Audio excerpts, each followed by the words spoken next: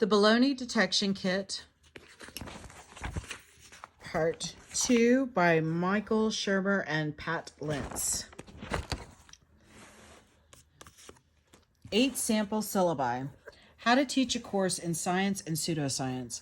For expanded various of the syllabi and for additional syllabi, go to www.skeptic.com.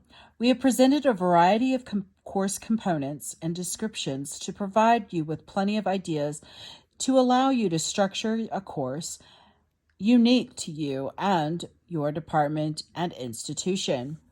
Course Science and Pseudoscience, University of Maryland, Professor Chip Denman. And it has his email address. Books, film by course topics. So let's start with internet resources, general search. Okay, course topic. What is science? What does it mean to say something is scientific? What distinguishes science from other ways of seeking knowledge? Aspects of science and pseudoscience. Is there a difference between pseudoscience and bad science? So it looks like course descriptions. We'll go ahead and skip through this part and then go to course description. Every day we encounter remarkable claims, from the properties of black holes to the existence of ESP to recent sightings of Elvis. Modern science has been responsible for many seeming miracles, resulting sometimes in a blurred distinction between the proven. The sought after and the fantasy, newspapers, magazines, and TV often report sensational, mind-grabbing stories as if they were established fact. As consumers of this information, how can we sort out the useful from the bogus? This course will explore some of the features which distinguish scientific methodology and pseudoscience. Through a variety of readings, we will look back at the history of spiritualism, at controversial healing practices, old and new, at creation science, unquote, and at other extraordinary claims which class members may wish to examine. We will address mechanisms of belief, perception, and deception to better appreciate why intelligent people sometimes make colossal errors of judgment. The main emphasis is not on giving pat explanations for alleged events. Weird claims are our starting point, but the real purpose of the course is to develop an understanding of what constitutes scientific proof, rigor, and evidence. Basic scientific literature is presumed, but the emphasis will be on scientific methodology and process rather than on particular facts. An extensive scientific background is not required. An intention to think analytically and critically is the only prerequisite. One section of this course will address the design of experiments and will emphasize probability of statistical thinking with a minimum of computation. We will examine historical experiments as well as propose new experiments to test weird or extraordinary claims. As a class, we will critique the experimental designs to examine the potential strengths, weaknesses, and hidden traps. Class discussions will be organized around a series of readings and guest speakers. Requirements include class participation, several short assignments, the design of an experiment for class discussion, and a final paper. Also, we will make an extensive use of electronic mail to supplement class discussions. I've been asked several times in several ways if this class is just going to disprove one thing after another.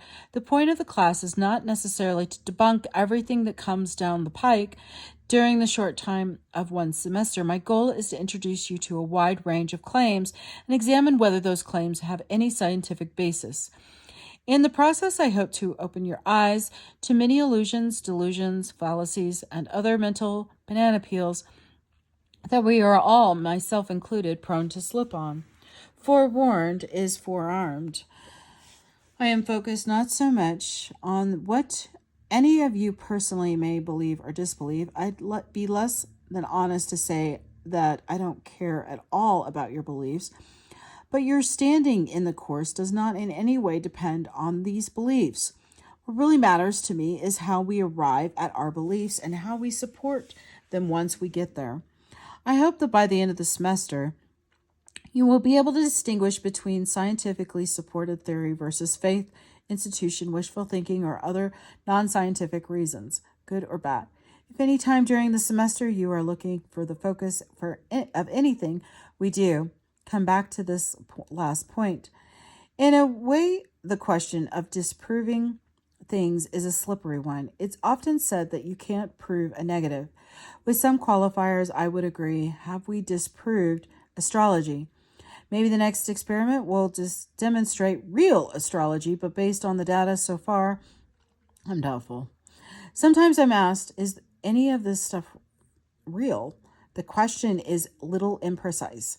After all, there are plenty of scientific predictions, hypotheses, and theories which are well supported by data. There's even plenty of really weird stuff that is supported by science. For starters, take a look into Einstein's special relativity, the biological activity at deep ocean vents, the chemistry of low temperature superconductors, or the emerging field of psychoneuroendocrinology. Say that 5 times fast. Anyway, I guess the underlying question is something like, is any of this stuff weird? Is any of this weird stuff that lies outside the bounds of normal science real? I don't know. The best I can do is address the scientific evidence and encourage you to think about how the methods of normal science really can be used to investigate an awful lot. This thing called science is a good tool for any claim that has implications on what we can measure. Anything that we can poke, prod, count, smell, or take a bite out of. There are limits. Is there a God, for instance? But the limits may stretch further than that, it seems at first. Finally, I acknowledge that in the broad approach of our class, I am not trying to cover the depth of any particular claim. There are indeed interesting anomalies. Ask me later about the so-called Mars effect of Michael Gauquelin. Later we talk about the homeopathy of and other alternative medical practices. In many cases, good tests have never been done, but when they are done, a few seem to produce positive results. There have probably been more formal tests of ESP like phenomena than any other parascience claim. Later, you will read about the problems with the famous Puthoff, Tark, and Geller experiments. Although they created quite a stir in the 1970s, the experiments are no longer taken seriously. But today, a group at Princeton, led by the Dean Emeritus of Engineering School, Robert John, reports experiments in which subjects seem to be able to affect a random sequence of zeros and ones simply by willful intention. The effect is statistically significant, but in the practical terms very small, equivalent to getting an extra heads out of 2,500 coin tosses. The researchers are certainly competent, and no one has yet found a definitive flaw in the experiment. Excuse me. Nonetheless, most of the scientific community remains skeptical. For the moment, I am perfectly comfortable saying I don't know, while I wait for further investigation and independent replication. Core Science, University of North Texas, Professor Dr. Clyde Heighton. The course scope and description, the additional readings. So I will go ahead. This is on courses. This is the Paranormal Society, University of Iowa, Dr. Barry Markowski. Course Pseudoscience. And more course descriptions on this. This is what I wanted to focus on. The most recommended skeptical books. So should you wish to pause any of those others for course descriptions, feel free to. Again, this is from 2001. It may not be up to date. What follows are the results of an Skeptic survey of the most recommended skeptical books. We asked readers which books they were most likely to recommend to other readers and which books they would recommend that teachers assign to read. It is broken down into the top 10, the next best, and the top 10 junior skeptic books, and the best of the rest. For commentary of some of the titles by readers, go to www.skeptic.com. The top 10. Demon Haunted World, Science as a Candle in the Dark, Carl Sagan, a collection of the famous astronomer's most powerful writings on UFOs, alien abductions, and all manners of pseudoscience and paranormal experiences. 2. Why People Believe in Weird Things by Michael Shermer, a skeptical and scientific manifesto that includes analysis of creationism, Holocaust denial, immortality, near-death experiences, cults, and the nature of pseudoscience and superstition. 3. Flim Flam, Psychics, ESPs, Unicorns, and Other Delusions. James Randi, the classic work of the master investigator of psychics and scam artists that include his many personal investigations within the world of the paranormal. 4. Fads and Fallacies. In the Name of Science, Martin Gardner, the book that launched the skeptical movement and still current after 50 years, covers UFOs, Scientology, alternative medicine, medical claims, and how to detect pseudoscience. 5. How to Think About Weird Things, Theodore Schick and Louis Vaughn, the best textbook on pseudoscience ever written, supremely organized for both teachers and students, and already widely adopted in colleagues and universities. 6. Faith Healers, James Randi, The Amazing Magician's Greatest Expose. As revealed on The Tonight Show, Randi uncovers the secret world of the televangelism and shows all the tricks of their unseemly trade. 7. How We Believe, The Search for God in an Age of Science. Michael Shermer explains why people believe in God, the origin and evolution of religion, the origin of the Messiah myth, the relationship between science and religion, agnosticism. 8. The New Age, Notes of a Fringe Watcher, Martin Gardner, a collection of essays from the most prolific skeptical author of our time on dozens of paranormal pseudoscience claims made on the fringes of the New Age. 9.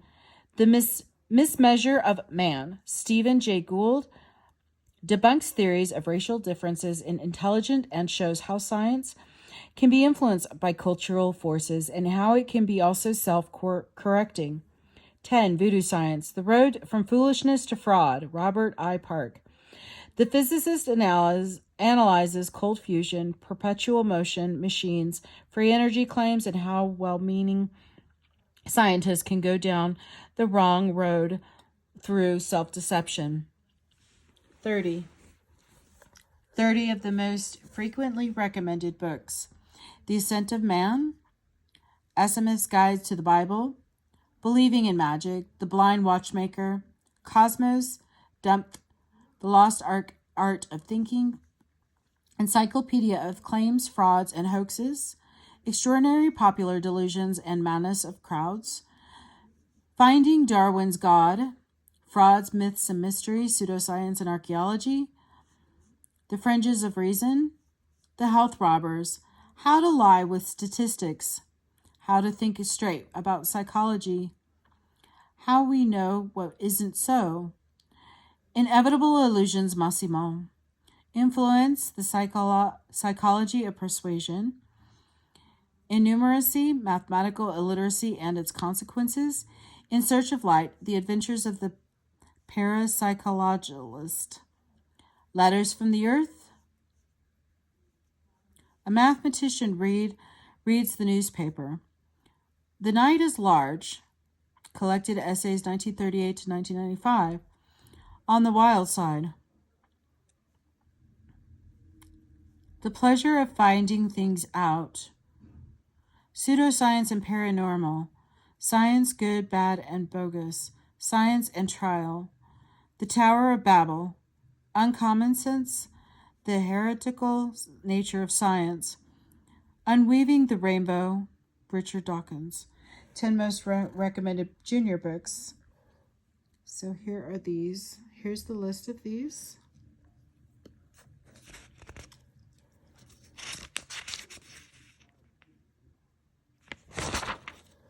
And here's the best of the rest of recommended books. So should you wish to check any of these out,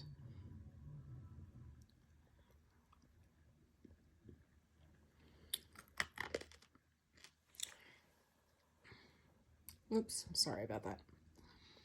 I tried to hold as steady as I can.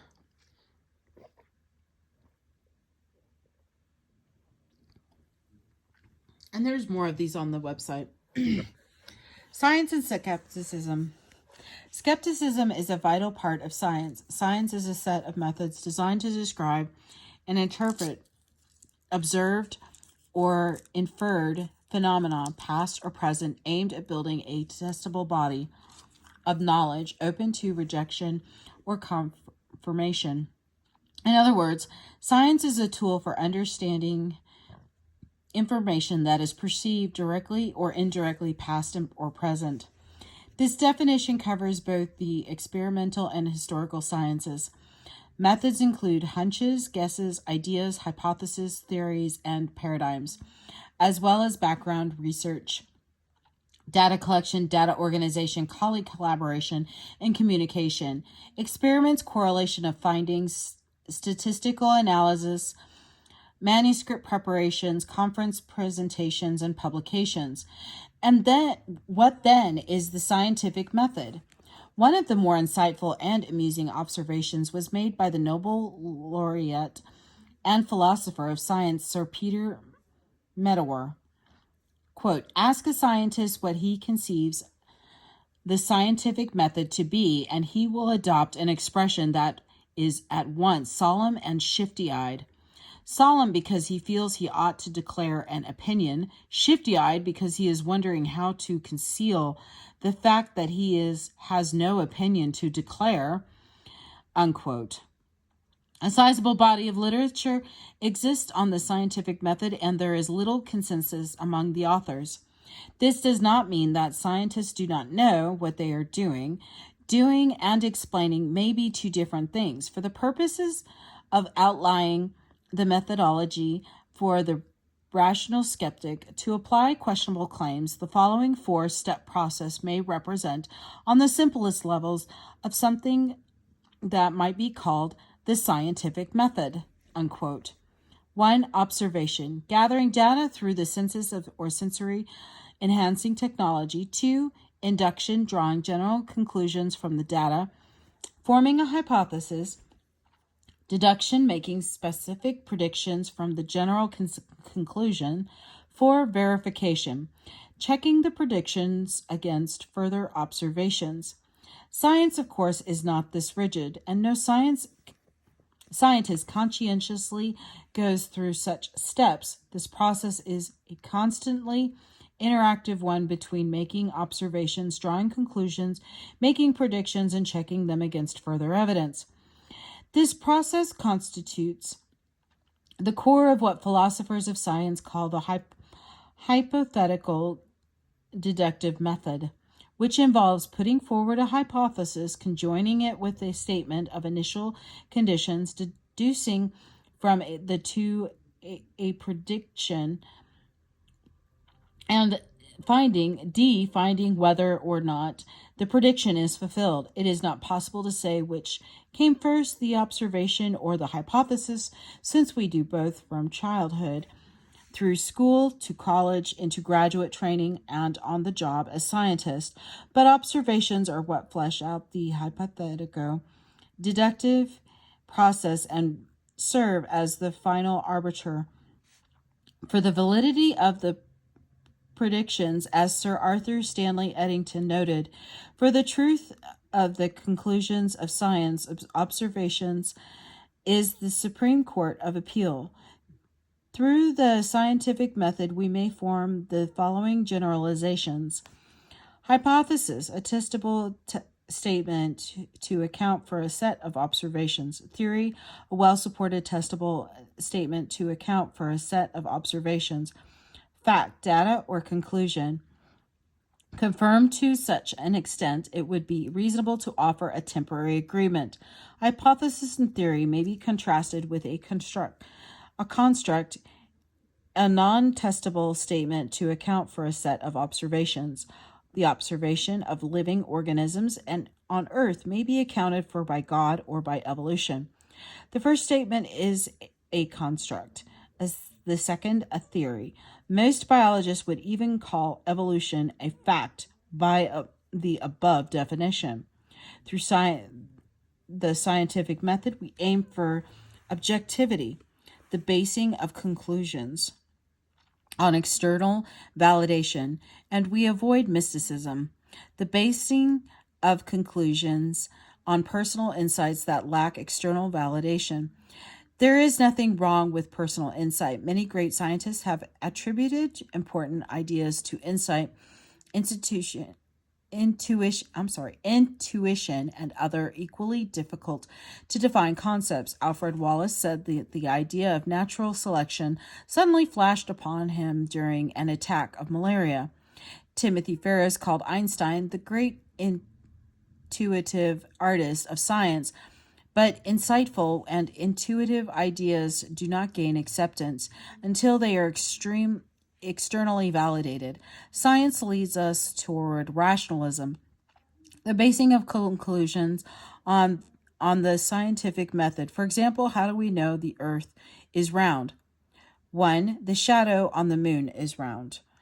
2. The mast of a ship is the last thing seen as it sails off to the horizon. 3. The horizon is curved. 4. Photographs from space. Avoid science. Science helps us avoid dogmatism, the basing of conclusions on authority rather than science. For example, how do we know the Earth is round? 1. Our parents, teachers, minister, or textbooks told us. Dogmatic conclusions are not necessarily invalid, but they do pose another question. How did the authorities come by their conclusion? Did they use science or some other means? Science is the best method we have for understanding causality. It is assumed that human beings are born with the ability to perceive cause and effect relationships. When we are born, we have no cultural experience whatsoever. But we do not come into the world completely ignorant.